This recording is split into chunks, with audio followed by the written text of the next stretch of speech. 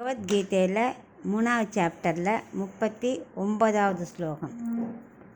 ஆவ்ருதம் ஞானமேதேன ஞானினோ நித்யவைரிணா காமரூபேண கௌந்தேய துஷ்பூரேனானலேன ச. இப்போ இதுக்குள்ளே அர்த்தத்தை பார்க்கலாம். இந்த ஞான யோகத்தை ஸ்டார்டிங் ஸ்டேஜில் தொடங்குறவனுக்கு ஆத்ம ஞானம் எப்போவுமே காமத்தால் மூடப்பட்டிருக்கும். நல்ல ஆத்ம ஞானம் வந்தவனுக்கு காமம் ஒன்றும் பண்ணாது, அது மறைக்காது. இப்போ தான் நம்ம ஞான யோகமே ஸ்டார்ட் பண்ணுறோம் அப்படின்னா நமக்கு அந்த ஆத்ம ஞானம் சித்திக்காது. ஏன்னா காமத்தால் காமம் நம்மளை இழுத்துட்டே இருக்கும்.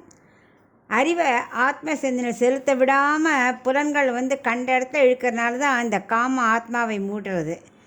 இந்த காமம் எப்போவுமே ஆத்ம ஞானத்துக்கு விரோதி. எப்போ நமக்கு மோட்சம் கிடைக்கிற வரைக்கும் நம்ம இதை தாண்டி வர்றது ரொம்ப கஷ்டம். எப்படின்னா கிடைக்காத பொருளுக்கு ஆசைப்படுறதும் காமந்தான்.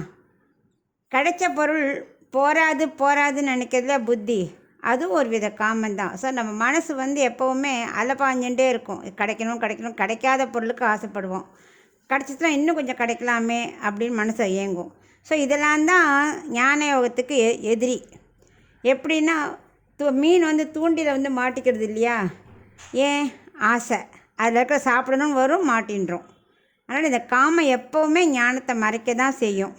அது ஒன்லி ஞானத்தை சித்தியோகத்தை நல்ல சித்தி அடைஞ்சவனுக்கு மட்டும்தான் காமம் மறைக்காது. அது உலக விஷயத்தை அவனுக்கு மறைக்காது, அவனுக்கு ஒன்றுமே பண்ணாது. ஏன்னா அவன் நல்ல ஞானத்தை அடைஞ்சிட்டான். சப்போஸ் ஒருத்தன் இந்த காமம் இருக்குல்ல, அது ரெண்டு இருக்குது.